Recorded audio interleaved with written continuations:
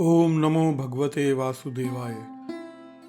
आप सभी भक्तजनों का आपके अपने YouTube चैनल कथा मंजूषा में स्वागत है। अभी तक आपने अधिक मास महात्म्य के अध्याय 6 तक की कथा सुनी। अब आगे का वृतांत सुनिए। अधिक मास महात्म्य अध्याय 7।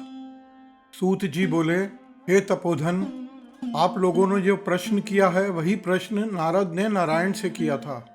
तो नारायण ने जो उत्तर दिया वही हम आप लोगों से कहते हैं। नारद जी बोले, विष्णु ने अधिक मास का अपार दुख निवेदन करके जब मौन धारण किया तब हे बद्रीपते पुरुषोत्तम ने क्या किया, सो इस समय आप हमसे कहिए। श्री नारायण बोले, हे वत्स, गोलोकनाथ श्री कृष्ण ने विष्णु के प्रति जो कहा वह अत्यंत गुप्त है, परंतु भक्त, आस्तिक, सेवक, दंभ रहित अधिकारी पुरुष को कहना चाहिए। अतः मैं सब कहता हूँ, सुनो। यह आख्यान सत्कीर्ति, पुण्य, यश, सुपुत्र का दाता, राजा को वश करने वाला है और दरिद्रता का नाश करने वाला एवं बड़े पुण्यों से सुनने को मिलता है। जिस प्रकार इसे सुने उसी प्रकार अनन्य भक्ति से सुने हुए कर्मों को भी करना चाहिए। श्री पुरुषोत्तम बोले, हे विष्णु, आपने बड़ा अच्छा किया जो मलमास को लेकर यहाँ आए। इससे आप लोक में कीर्ति पावेंगे। आपने जिसका उद्धार स्वीकार किया उसको हमने भी स्वीकार किया, ऐसा समझें। अतः इसको अपने समान सर्वोपरि समझें। गुणों से, कीर्ति के अनुभाग से, पराक्रम से, भक्तों को वर देने से और भी जो मेरे गुण हैं उनमें मैं पुरुषोत्तम जिस लोक में प्रसिद्ध हूँ, वैसे ही यह मलमास भी लोकों में पुरुषोत्तम करके प्रसिद्ध होगा। मुझ में जितने गुण हैं वह सब आज से मैंने इसे दे दिए। पुरुषोत्तम जो मेरा नाम लोक तथा वेद में प्रसिद्ध है, वह भी आपकी प्रसन्नता का अर्थ आज मैंने इसे दे दिया।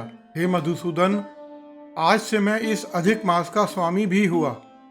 इसके पुरुषोत्तम इस नाम से सब जग पवित्र होगा। मेरी समानता पाकर यह अधिक मास सब मासों का राजा होगा। यह अधिमास जगत पूज्य एवं जगत से वंदना करवाने के योग्य होगा। इसकी पूजा और व्रत जो करेंगे उनके दुख और दारिद्र्य का नाश होगा। चैत्रादि सब मास सकाम हैं। इसको हमने निष्काम किया है।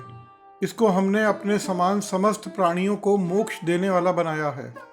जो प्राणी सकाम अथवा निष्काम होकर अधिक मास का पूजन करेगा वह अपने सब कर्मों को भस्म करके निश्चय मुझको प्राप्त होगा। जिस परम पद प्राप्ति के लिए बड़े भाग्य वाले यति ब्रह्मचारी तप करते हैं और महात्मा लोग निराहार व्रत करते हैं एवं दृढ़ व्रत लोग फल, पत्ता, वायु भक्षण कर रहते हैं और काम क्रोध रहित जितेंद्रिय रहते हैं, वे और वर्षा काल में मैदान में रहने वाले, जाड़े में शीत, गर्मी में धूप सहन करने वाले, मेरे पद के लिए यत्न करते रहते हैं। हे गरुड़ ध्वज, तब भी वे मेरे अव्यय परण पद को नहीं प्राप्त होते हैं, परंतु पुरुषोत्तम के भक्त एक मास के व्रत से बिना परिश्रम जरा मृत्यु रहित उस परम पद को पाते हैं। यह अधिक मास व्रत संपूर्ण साधनों में श्रेष्ठ साधन है और समस्त कामनाओं के फल की सिद्धि को देने वाला है। अतः इस पुरुषोत्तम मास का व्रत सबको करना चाहिए। हल से खेत में बोए हुए बीज जैसे करोड़ों गुना बढ़ते हैं, वैसे ही मेरे पुरुषोत्तम मास में किया गया पुण्य लाखों गुना अधिक होगा। कोई चतुर्मासी आदि यज्ञ करने से स्वर्ग में जाते हैं तो वह भी भोगों को भोग कर पृथ्वी पे आते हैं, परंतु जो पुरुष आदर से विधि पूर्वक अधिक मास का व्रत करता है वह अपने समस्त कुल का उद्धार कर मेरे में मिल जाता है, इसमें संशय नहीं है। हमको प्राप्त होकर प्राणी पुनः जन्म, मृत्यु, भय से युक्त एवं आधि, व्याधि और जरा से ग्रस्त संसार में फिर नहीं आता। जहाँ जाकर फिर पतन नहीं होता सो मेरा परम धाम है। ऐसा जो वेदों का वचन है वह सत्य है, असत्य कैसे हो सकता है। यह अधिक मास और इसका स्वामी मैं ही हूँ और मैंने ही इसे बनाया है। और पुरुषोत्तम, यह जो मेरा नाम है सो भी मैंने इसे दिया है। अतः इसके भक्तों की मुझे दिन रात चिंता बनी रहती है। उसके भक्तों की मनोकामनाओं को मुझे ही पूर्ण करना पड़ता है। कभी कभी मेरे भक्तों का अपराध भी गणना में आता है, परंतु पुरुषोत्तम मास के भक्तों का अपराध मैं कभी नहीं गिनता। हे विष्णु, मेरी आराधना से मेरे भक्त की आराधना करना मुझे प्रिय है। मेरे भक्तों की कामना पूर्ण करने में मुझे कभी देर भी हो जाती है, किंतु मेरे मांस के जो भक्त हैं उनकी कामना पूर्ण करने में मुझे कभी भी विलंब नहीं होता है। मेरे मांस के जो भक्त हैं वे मेरे अत्यंत प्रिय हैं। जो मनुष्य इस अधिक माह में जप दान नहीं करते वे महामूर्ख हैं, और जो पुण्य कर्म रहित प्राणी स्नान नहीं करते एवं देवता तीर्थ द्विजों से द्वेष करते हैं वे दुष्ट अभागे और दूसरों के भाग्य से जीवन चलाने वाले होते हैं।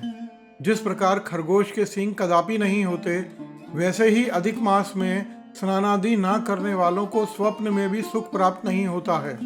जो मूर्ख मेरे प्रिय मलमास का निरादर करते हैं और मलमास में धर्माचरण नहीं करते वे सर्वदा नरकगामी होते हैं।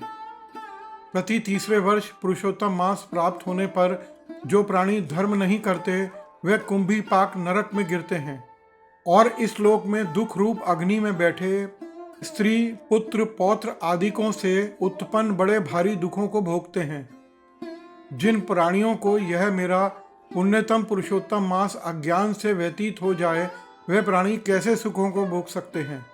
जो भाग्यशालिनी स्त्रियां सौभाग्य और पुत्र सुख चाह रखने की इच्छा से अधिक मास में स्नान दान पूजन आदि करती हैं उन्हें सौभाग्य संपूर्ण संपत्ति और पुत्रादि यह अधिक मास देता है। जिनका यह मेरे नाम वाला पुरुषोत्तम मास दान आदि से रहित बीत जाता है उसके अनुकूल मैं नहीं रहता और ना उन्हें पति सुख प्राप्त होता है। भाई पुत्र धनों का सुख तो उसे स्वप्न में भी दुर्लभ है। अतः विशेष करके सब प्राणियों को अधिक मास में स्नान पूजा जप आदि और विशेष करके शक्ति के अनुसार दान अवश्य कर्तव्य है। जो मनुष्य इस पुरुषोत्तम मास में भक्ति पूर्वक मेरा पूजन करते हैं वह धन पुत्र और अनेक सुखों को भोगकर पुनः गोलोक के वासी होते हैं। मेरी आज्ञा से सब जन मेरे अधिक मास का पूजन करेंगे। मैंने सब मासों से उत्तम मास इसे बनाया है, इसलिए अधिक मास की चिंता त्याग कर हे रमापते आप इस अतुलनीय पुरुषोत्तम मास को साथ लेकर अपने बैकुंठ में जाओ। श्री नारायण बोले। इस प्रकार भगवान श्री कृष्ण के मुख से रसिक वचन श्रवण कर विष्णु अत्यंत प्रसन्नता पूर्वक इस मलमास को अपने साथ लेकर नूतन जलधर के समान श्याम भगवान श्री कृष्ण को प्रणाम कर गरुड़ पे सवार हो शीघ्र वैकुंठ की प्रति चल दिए। इति श्री पुरुषोत्तम महात्म्य अध्याय 7।